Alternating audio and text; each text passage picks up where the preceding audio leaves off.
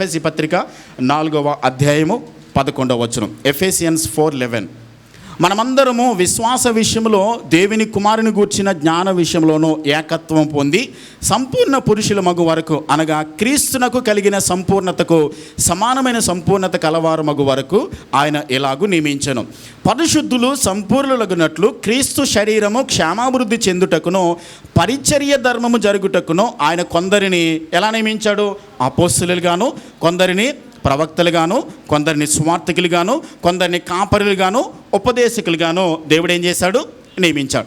అపోస్తలులు, profits, అలాగే తర్వాత pastors, అలాగే టీచర్స్, అలాగే దేవుడు ఏం చేశాడని అంటే కొంతమందిని దేవుడు ఎవాంజలిస్టులుగా దేవుడు ఏర్పాటు చేసుకున్నాడు. ఈ 5-fold మినిస్ట్రీ దేవుడు సంఘానికి ఏర్పాటు చేశాడు.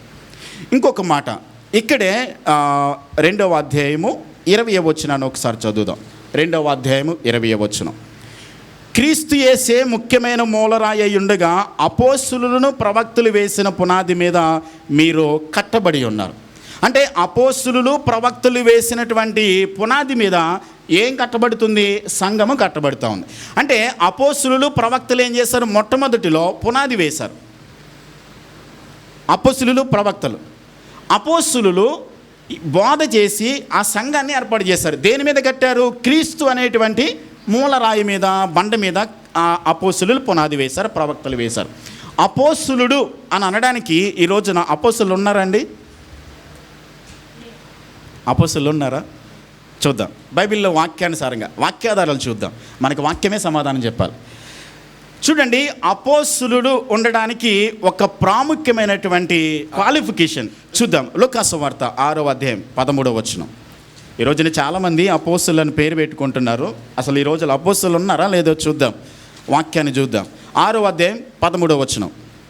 ఉదయమైనప్పుడు ఆయన తన శిష్యులను పిలిచి వారిలో 12 మందిని ఏర్పరిచి వారికి అపోస్తలులు అని పేరు పెట్టారు. ఎవరు పెట్టారు? ఈయన యేసుక్రీస్తు ప్రభువే స్వయంగా అపోస్తలులను ఏం చేశాడు? ఆయన ఏర్పాటు చేసుకున్నాడు. మరి పౌలు సంగతి ఏంటి?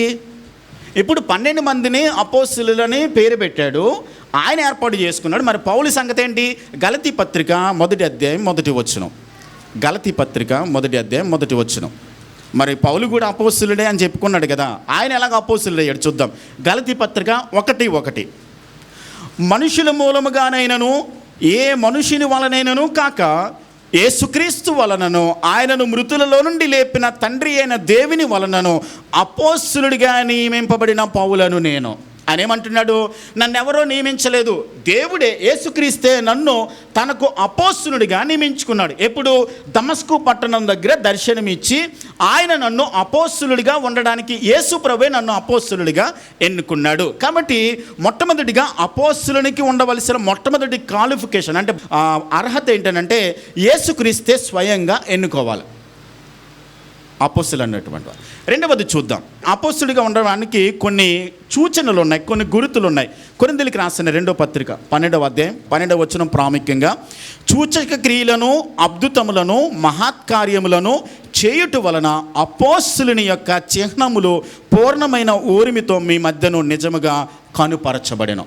అంటే అపోస్తలులు అన్నవారికి చేయవలసిన బాధ్యత ఏంటంటే మహత్కార్యాలు, అద్భుతాలు, సూచక క్రియలు ఖచ్చితంగా వారి ద్వారా జరగబడాలి, వారి ద్వారా చేయబడాలి. అద్భుతాలు, సూచక్రియలు అంటే ఇన్స్టెంట్గా జరగాలి. ఇప్పుడు అపోస్తలుడైనటువంటి పేతురు త్రోవ పక్క నడుచుకుంటూ వెళ్తే చాలు, నీడ పడితే ఏమైంది? స్వస్థత పొందారు. అపోస్తలుడైనటువంటి పౌలు గారు ఏదైనా ప్రాంతానికి వెళ్ళినప్పుడు ఆయన చేతి రుమాలు తగిలితే చాలు స్వస్థత పడ్డారు. అలాంటి సూచక్రియలు, అలాంటి అద్భుతాలు ఇన్స్టెంట్గా నేటి దినాల్లో జరగాలి. అది రెండవది. మూడవది చూద్దాం. మూడవది ఏంటనంటే అపోస్తలుగా ఉండడానికి అర్హత ఏంటనంటే 12 మంది శిష్యులను ప్రభు ఏర్పాటు చేసుకున్నాడు. వారిలో ఒకడైనటువంటి యూదా ఇస్కరియోతు ఉరిపెట్టుకుని చచ్చిపోయాడు. ఇప్పుడు అపోస్తలులుగా 12 మందిగా ఉండడానికి ఈ 11 మంది కూడా యెరూషలేము పట్టణంలో కనిపెడతా ఉన్నారు. 12 మందిని 12వ వ్యక్తిని ఎన్నిక చేసుకోవడానికి. అప్పుడు ఒక క్వాలిఫికేషన్ చూశారు. వాళ్ళు ఏం చేశారో చూద్దాం. అపోస్తలుల కార్యాల గ్రంథం 1వ అధ్యాయం 21-22 వచనం. కాబట్టి యోహాను బాప్తిసం ఇచ్చినది మొదలుకొని ప్రభువైన యేసు మన యొద్ద నుండి పరమునకు చేర్చుకొనబడిన దినము వరకు ఆయన మన మధ్య సంచరించుచుండిన కాలమంతయు మనతో కలిసి ఉన్న వీరిలో ఒకడు మనతో కూడా ఆయన పునరుద్ధానమును గురించి సాక్షియుండుట ఆవశ్యకమని చెప్పాను. అంటే యేసు ప్రభువును స్వయంగా చూచిన వాడై ఉండాలి, ఐ విట్నెస్ ఉండాలి, స్వయంగా యేసు ప్రభువుని చూసినటువంటి వాడు. కాబట్టి అపోస్తలుడిగా ఉండడానికి అర్హత 3 చూస్తూ ఉన్నాం. మొట్టమొదటిది ఏంటంటే యేసు ప్రభువే తనను స్వయంగా ఎన్నుకోవాలి. రెండవది అద్భుతాలు, సూచక్రియలు, మహత్కార్యాలు ఇన్స్టెంట్గా చేయగలిగిన వాడై ఉండాలి. మూడవది యేసు ప్రభుని స్వయంగా చూచిన వాడై ఉండాలి. ఈ 3 మాత్రమే ఐ విట్నెస్, ఈ కంటి ద్వారా చూసిన వాడై ఉండాలి. ఈ 3 ఉన్నవాడు మాత్రమే అపోస్తలుడు. కాబట్టి ఈ రోజున అపోస్తలులను పెట్టుకుంటున్నారంటే దాని అర్థం ఏంటో తెలుసా? లేరు, వాళ్ళు అపోస్తలు లేరు. వాక్య ప్రకారం అపోస్తలులు లేరు ఎప్పట్లో. పోనీ ఇక్కడేమన్నాడనంటే అపోస్తలులు ప్రవక్తలు వేసిన పునాది మీద మీరు కట్టబడి ఉన్నారు. దేవుని సందేశాన్ని ప్రజలకు అందించేటువంటి వాడు ప్రవక్త. ఆనాటి కాలంలో, పాత నిబంధన కాలంలో దేవుడు ఏదైనా సందేశాన్ని ఇవ్వాలి అని అంటే ఆ సందేశాన్ని ప్రవక్తలు చెప్పేవాడు, ప్రవక్తలు వచ్చి ప్రజలకు చెప్పేవారు. ఇప్పుడు దేవుని సందేశాన్ని ప్రజలకు తెలియచేసేటువంటి ప్రవక్తలు ఈనాటి కాలంలో మనకి అవసరత లేదు. ఎందుకని? దేవుడు తన వాక్యాన్ని పూర్తిగా వ్రాసేసి మన చేతిలోకి ఇచ్చాడు. ఇంకా సంఘానికి దేవుడు చెప్పాల్సింది ఇంకేమీ లేదు, చెప్పాల్సిందంతా చెప్పేశాడు, వ్రాయాల్సిందంతా రాసేశాడు. ఆయన అందించాలనుకున్న సందేశం పూర్తిగా మన చేతిలోకి ఇచ్చేశాడు. ఇంకా నేను దేవుని నుంచి సందేశాన్ని ఇస్తున్నాను అని చెప్పని ఎవడైనా నేను ప్రవక్తనని పెట్టుకున్నాడంటే దాని అర్థం ఏంటో తెలుసా? వాడు అబద్ధ బోధకుడు బైబిల్ ప్రకారం. కాబట్టి అపోస్తలులు, ప్రవక్తలు ఈనాడు లేనే లేరు.